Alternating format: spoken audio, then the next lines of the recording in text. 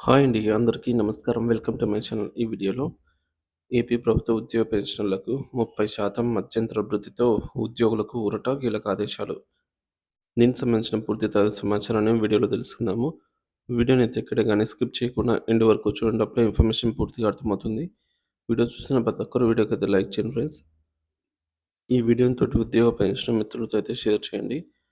కొత్తగా మన ఛానల్ చూస్తున్న వాళ్ళు సబ్స్క్రైబ్ చేసుకోకుంటే వెంటనే మన ఛానల్ అయితే సబ్స్క్రైబ్ చేసుకోండి. దీని ద్వారా నేను చేసే లేటెస్ట్ వీడియోస్ అన్నీ మీ వరకు రీచ్ అవుతాయి. ఇక ఆలస్యం చేయకుండా వివరాల్లోకి అయితే వెళ్ళిపోదాము. ఫ్రెండ్స్, గతంలో ఏబీటీఎఫ్ ఆంధ్రప్రదేశ్ టీచర్స్ ఫెడరేషన్ రాష్ట్ర కార్యవర్గ సమావేశంలో వెంటనే ఐఆర్ ప్రకటించాలి అని అయితే కోరటం జరిగింది. ఏపీలో ఎన్డీఏ ప్రభుత్వం ఏర్పడి దాదాపు సంవత్సరంగా వస్తున్నా ఇంకా టీచర్లు, ఉపాధ్యాయులకు ఎలాంటి భరోసా కల్పించలేదని ఏపీటీఎఫ్ ఆరోపించింది.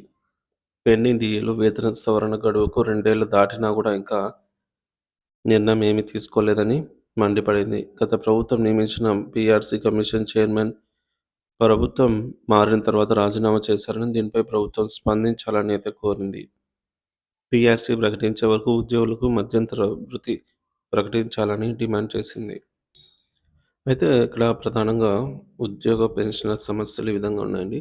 ఉద్యోగం మరియు పెన్షనర్లకు ముఖ్యంగా 30% మధ్యంతర భృతి మంజూరుపై అందరూ ఉద్యోగ పెన్షన్ అంతా కూడా ఆసక్తిగా అయితే ఎదురుచూస్తున్నారు సర్వత్రా. సో డీఏ మరియు డీఆర్‌పై కూడా ఇంకా త్వరలోనే వీటిని కూడా ప్రకటించాలి అనే ఉత్కంఠత వీరిలో ఉంది. అవి తర్వాత 21,000 కోట్ల పెండింగ్ బకాయిలు. సో గత 5 ఏళ్లుగా పెండింగ్‌లో ఉన్నటువంటి డీఏ, రిటైర్మెంట్ బకాయిలు, లీవ్ ఎన్‌కేజ్‌మెంట్ సమస్యలు ఇంకా పరిష్కారం కాలేదు. మరి త్వరితగతిన వాటిని కూడా విడుదల చేయాల్సి అయితే ఉంది. అలాగే హైకోర్టు మరియు పీడీటీ ఉద్యోగుల వినతి.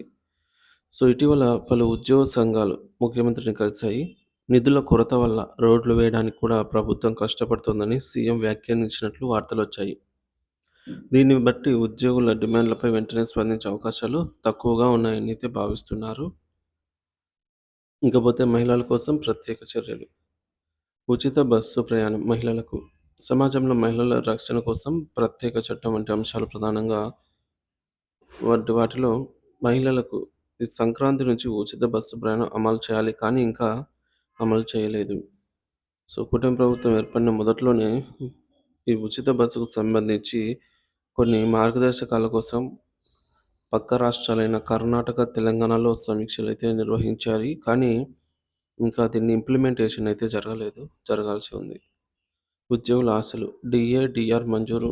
కనీసం ఒక డీఏ లేదా డీఆర్ అయినా మంజూరు చేయాలని అయితే ఆశతో ఉన్నారు. పెన్షన్ల సమస్యలు, రిటైర్మెంట్ బకాయిలు, గ్రాట్యుటీ చెల్లింపులు వంటివి అంశాలు పరిష్కారానికి రావాలని అయితే కోరుకుంటున్నారు.